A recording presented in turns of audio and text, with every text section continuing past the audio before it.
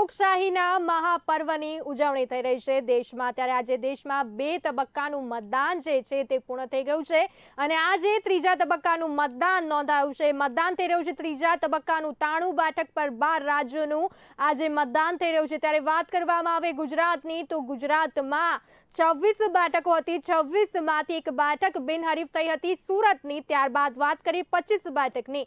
25 બેઠક પર આજે મતદાન થઈ રહ્યું છે। ત્યારે વહેલી સવારથી જ મતદારો પોતાનો મતાધિકારનો ઉપયોગ કરવા માટે લાઈન લગાડી રહ્યા છે।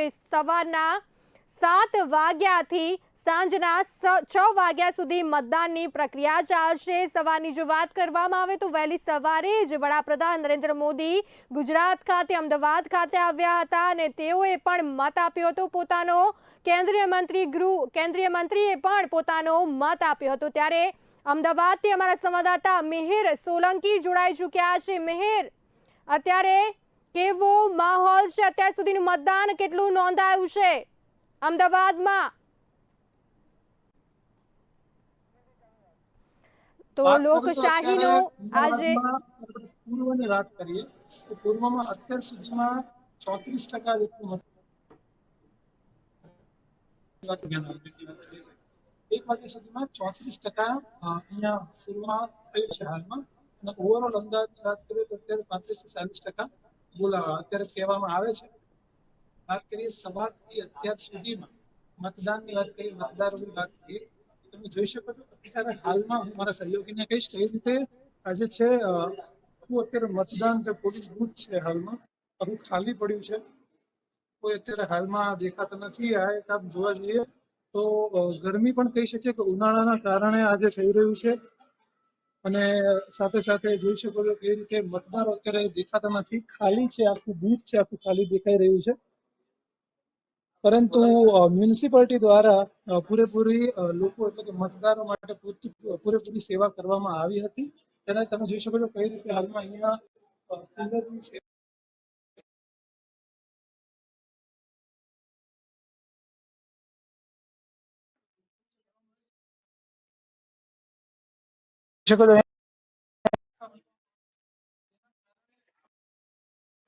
પડે મતદારો આવીને તેમનો જે હક છે તેમનો જે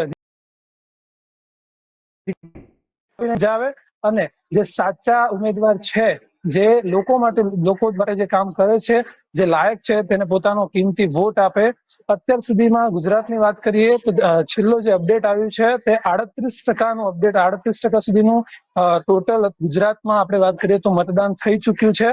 સવારથી તે જ્યારે વહેલી સવારે આજે પ્રધાનમંત્રી નરેન્દ્ર મોદી 7:30 કલાકે રાણીપ વિસ્તારની આપણે વાત કરીએ નિશાન સ્કૂલમાં આજે વોટ આપવા આવ્યા હતા અને એક જાગૃતતા ફેલાવી હતી કે કઈ રીતે અત્યારે એક પ્રધાનમંત્રી પણ પોતાનો વોટ આપે છે અને દેખાડે છે કે વહેલી સવારથી લઈને સાંજના 6 વાગ્યા સુધી જ્યાં સુધી તમે જ્યારે પણ ફ્રી પડો, જ્યારે પણ તમે તમારા જે અંગત જીવનના કામકાજ છે તેને મૂકીને 5-10 મિનિટનો સમય કાઢીને આ તમારો જે અધિકાર છે, તમારી ફરજ છે દેશ માટેની, લોકશાહીની આપણે જ્યારે વાત કરતા હોય તેને બજાવવા માટે જરૂરથી આવો અને આવીને તમારો કિંમતી વોટ આપો। અને જે પાર્ટી કામ કરે છે, લોકો માટે કામ કરે છે, લોકોની જે સમસ્યા છે, પ્રાથમિક સમસ્યાઓ છે તે સમસ્યાઓનો હલ લાવે છે, તેની માટે લોકો આગળ આવે, પાર્ટીને સરકારમાં લાવે અને સરકાર એક આખા રાષ્ટ્રને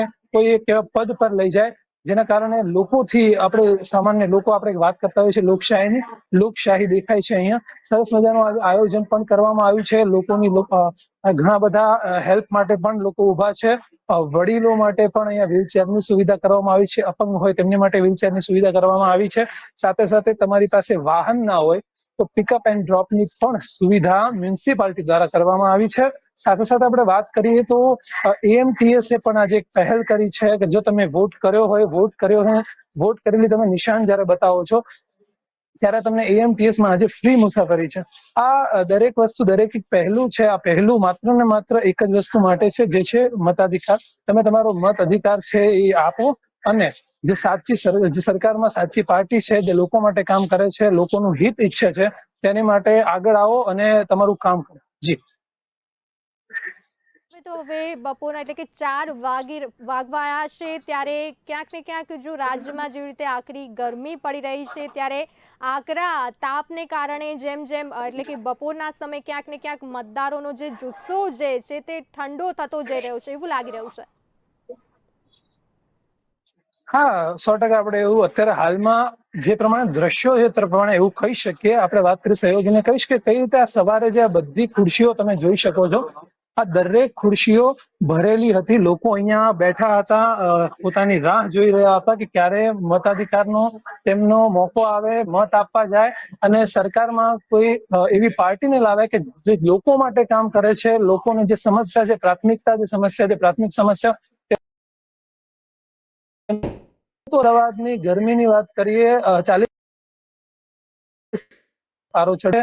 લોકો અત્યારે સવારથી લઈને જો અત્યારની વાત કરીએ ઓવરઓલ તો અત્યારે જોવા જઈએ તો ખાલી દેખાય છે. બૂથમાં અત્યારે લોકો એટલા બધા છે નહીં. સવારે સ્ત્રીઓ માટે લાઈનની સુવિધા કરવામાં આવી હતી. અત્યારે હાલમાં કોઈ જ નથી, ખાલી પડ્યા છે બૂથો. પરંતુ આપણે જોવા જઈએ તો વોટ જરૂરથી કરવો જ જોઈએ, મત આપવો જ જોઈએ, જેના કારણે એવું ના બની શકે કે ક્યારે આપણને જે પાર્ટી જોઈતી હોય સત્તામાં તે પાર્ટી થોડા ઘણા વોટથી પણ એ પાર્ટી આવી જાય અને આપણી જે સમસ્યા છે જાહેર જીવનની ના આવે. આપણી સાથે ઘણા બધા છે, એમની સાથે પણ વાત કરીએ. શું નામ છે તમારું? નીરવભાઈ વ્યાસ. નીરવભાઈ, સવારથી લઈને અત્યાર સુધી મત આપવા માટે જે મતદારો આવતા હતા, કેવો માહોલ સવારથી લઈને અત્યાર સુધીનો માહોલ કેવો? દરેક બહુ ઉત્સાહ હતો અને લોકો બહુ ભીડ સંખ્યામાં વોટિંગ માટે ઉભા પણ રહ્યા હતા લાઈનમાં. અને એમને એક જાગૃત હતું કે ના ભાઈ મારે વોટ કરવો જ છે એમ. ભલે લાઈન હશે કે ગમે તે બી હશે, મારે અહીંયા ઉભું જ રહેવું છે. એવી રીતે લોકો એક ટીમ સાથે તૈયાર થઈને અહીંયા પધારેલા હતા બધા વોટિંગ માટે. આપણે વાત કરીએ સવારનો જે સમય હતો અને અત્યારનો સમય છે. સવારના સમયમાં ખૂબ ભીડ હતી, ગર્દી હતી. અત્યારે કોઈ નથી દેખાતું, ખૂબ ઓછું અત્યારે જોવા જઈએ તો જનસંખ્યા દેખાય છે. શું કારણ છે? અત્યારે આમ તો શું કે બધા ગરમીના હિસાબે થોડાક રેસ કરીને આવવા વાળા હશે અમુક વ્યક્તિઓ બધા એ રીતે બધા ધીરે ધીરે વ્યક્તિઓ આવે છે. પણ શું છે કે તાપના હિસાબે લોકો થોડીક વાર રહીને આવે છે, થોડીક વાર રહીને આવે છે, એવી રીતે પબ્લિક આવતી રહે છે એમ અહીંયા. જોઈ શકો છો તમે, અત્યારે તેમનું કેવું એમ છે કે તાપના કારણે ગરમી છે એ એક અત્યારે અડચણ બની શકે છે. જે પ્રમાણે આપણે શરૂઆતમાં પણ વાત કરી, અમદાવાદમાં જે ગરમી પડે છે તેના કારણે અત્યારે લોકો બહાર નીકળવાનું ટાળતા હોય છે. રોજિંદા જીવનમાં પણ લોકો અત્યારે બહાર નથી નીકળતા. ત્યારે આજે તો લોકશાહીનો એક પર્વ કહેવાય કે લોકશાહીના પર્વને લઈને ચૂંટણીનો આટલો મોટો પર્વ છે. બીજા બધા ઘણા લોકો છે, તમે જોઈ શકો છો કે રીતે અત્યારે કુલરની અહીંયા સુવિધા કરવામાં આવી છે. જે પ્રમાણે વાત કરી, આ વખતે એક નવી પહેલ છે મ્યુનિસિપાલિટી દ્વારા. આ પહેલના કારણે કે ગરમી જે પ્રમાણે મેઇન મુદ્દો અત્યારે ચાલે છે, ગરમીના લીધે લોકો નથી આવી શકતા, ડિહાઇડ્રેશન થઈ જાય છે. તે માટે ORS ની પણ અહીંયા તે લોકોએ સુવિધા ઉપલબ્ધ કરી છે. સાથે સાથે મેડિકલ કિટ છે, મેડિકલ વાહન છે. ગરમી માટે જે આકરી ગરમી રાજ્યમાં પડી રહી છે એને લઈને વ્યવસ્થા કરવામાં આવી છે તંત્ર દ્વારા.